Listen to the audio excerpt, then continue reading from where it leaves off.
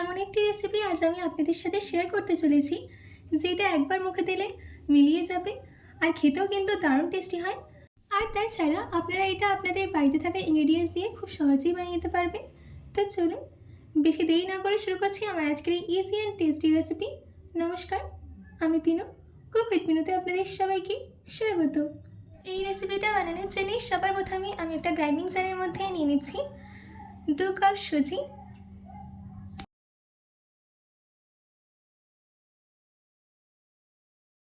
তার সাথে দিয়ে দিতে হবে 3 চামচ চিনি। এখানে বেশি চিনি দেওয়ার দরকার নেই, কারণ আমরা পরে আবার চিনি অ্যাড করব। দিচ্ছি 2টো এলাচ। এবার এটা একটা ফাইন পাউডার রেডি করে নিতে হবে। দেখুন আমাদের এখানে পাউডারটা কিন্তু রেডি হয়ে গেছে। এবার একটা মিক্সিং বোল নিয়ে এই পাউডারটাকে ট্রান্সফার করে দিচ্ছি। এবার এর মধ্যে অ্যাড করে দিতে হবে 4 চামচ গুঁড়ো দুধ। গুঁড়ো দুধ দিলে এর টেস্টটা আরও বেড়ে যায়। এবার এই ড্রাই ইনগ্রিডিয়েন্টসগুলোকে ভালো করে মিশিয়ে নিতে হবে।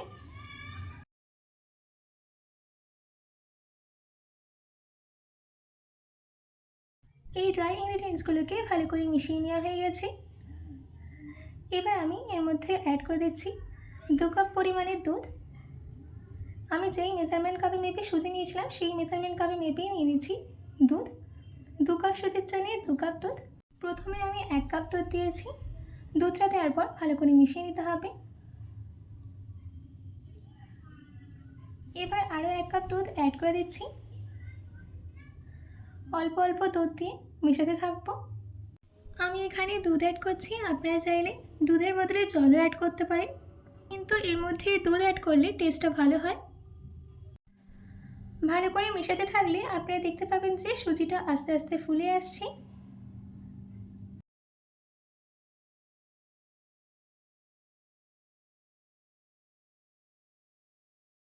দেখুন সব কিছুকে ভালো করে মিশিয়ে নেওয়া হয়ে গেছে। এবার আমি এর মধ্যে অ্যাড করে দিচ্ছি 3 চামচ টক দই। টক দইটা দেওয়ার পর আবারও ভালো করে মিশিয়ে নিতে হবে।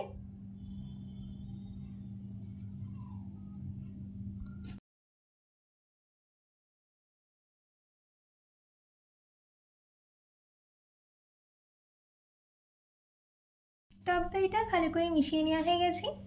এবার আমি এর মধ্যে অ্যাড করে দিচ্ছি 3 চামচ কোরানো নারকেল। আপনাদের কাছে যদি ড্রাইড কোকোনাট থাকে তাহলে আপনারা সেটাও দিতে পারেন। কোরানো নারকেলটা দেওয়ার পর ভালো করে মিশিয়ে নিতে হবে। সব কিছুকে ভালো করে মিশিয়ে নিচ্ছি। আপনারা এখানে ব্যাটারের থিকনেসটা দেখেই বুঝতে পারছেন যে অনেকটাই গাঢ় হয়েছে, তাই জন্যে আমি এর মধ্যে অল্প দুধ অ্যাড করে দিচ্ছি। দুধটা অ্যাড করে দেওয়ার পর ভালো করে মিশিয়ে নিতে হবে।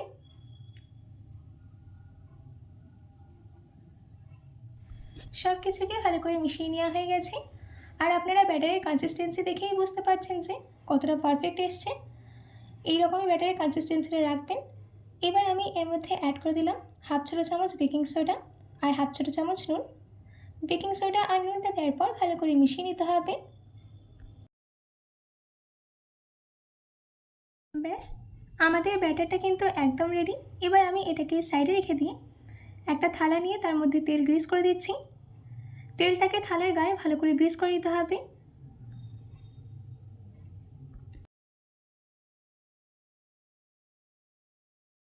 থালের গায়ে তেলটাকে ভালো করে গ্রিস করে নেওয়া হয়ে গেলে এবার এই ব্যাটারটাকে এর মধ্যে দিয়ে দিচ্ছি। ব্যাটারটা দেওয়ার পর থালাটাকে ট্যাপ করে নিতে হবে। এবারে এই থালাটাকে সাইডে রেখে দিয়ে কড়াইয়ের মধ্যে এরকম একটা স্ট্যান্ড রেখে দিচ্ছি। আপনাদের কাছে যদি এরকম স্ট্যান্ড না থাকে তো আপনারা একটা বাটিকে উল্টো করে রেখে দিয়েও তার মধ্যে এই থালাটা রাখতে পারেন। এবার ঢাকা দিয়ে 20 মিনিটের জন্য প্রিহিট হতে দেব। 20 মিনিট বাদ ঢাকাটাকে খুলে নিচ্ছি। তারপর আস্তে করে এই থালাটাকে রেখে দিতে হবে, দিয়ে ঢাকা দিয়ে 25 মিনিটের জন্য স্টিম হতে দেব। 25 মিনিট বাদ ফিরে আসছি। আমাদের এখানে 25 মিনিট হয়ে গেছে। এবার ঢাকাটাকে খুলে নিয়ে সম্পূর্ণ ঠান্ডা হতে দেব। ততক্ষণে আমরা চিনির সিরাপটাকে রেডি করে নিই। তার জন্য একটা পাত্রের মধ্যেই দিয়ে দিচ্ছি 1 কাপ চিনি। 1 কাপ চিনির জন্য দিয়ে দিচ্ছি 1 কাপ পরিমাণে জল। তার সাথে দিয়ে দিচ্ছি 2টো এলাচ। এলাচটাকে আমি ফাটিয়ে দিয়ে দিয়েছি।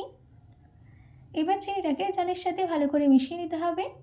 আর এটার একটা সিরাপ রেডি করে নেব। দেখুন আমাদের চিনি সিরাপটা কিন্তু ফুটে এসছে। বেশি ঘন সিরাপ কিন্তু রেডি করার দরকার নেই, নর্মাল যেরকম চিনি সিরাপ হয় সেরকমই সিরাপ রেডি করে নেব।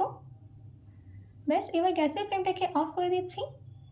এইদিকে একটা টুথপিকের সাহায্যে এর মধ্যে ছিদ্র করে দিতে হবে, যাতে চিনির সিরাপটা এর মধ্যে ভালো করে ঢুকে যায়। ভালো করে ছিদ্র করে নেওয়া হয়ে গেছে।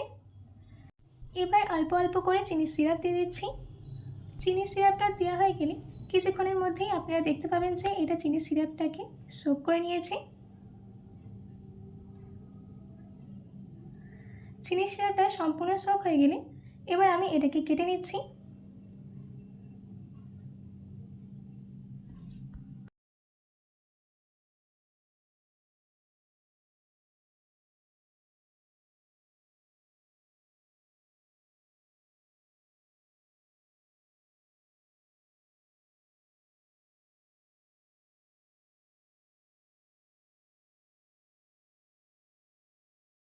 দেখুন আমাদের এখানে কেটে নেওয়া হয়ে গেছে। বেশ, রেডি হয়ে গেল আমাদের easy and tasty basbousa cake বা বাসবুসা মিষ্টি। আপনারা যদি আপনাদের বাড়িতে আসা অতিথিদেরকে এই ডেজার্টটা দেন, তাহলে সেই অতিথিগুলো আপনার প্রশংসায় পঞ্চমুখ হবে। আশা করছি আমার আজকের এই ডেজার্টের রেসিপি আপনাদের খুবই ভালো লেগেছে। বাড়িতে এটি অবশ্যই ট্রাই করবেন ও কমেন্ট বক্সে কমেন্ট করে জানাতে একদম ভুলবেন না। তো আজকের মতো এইটুকু, আবার দেখা হচ্ছে অন্য কোনো রেসিপি নিয়ে। ভালো থাকবেন, সুস্থ থাকবেন।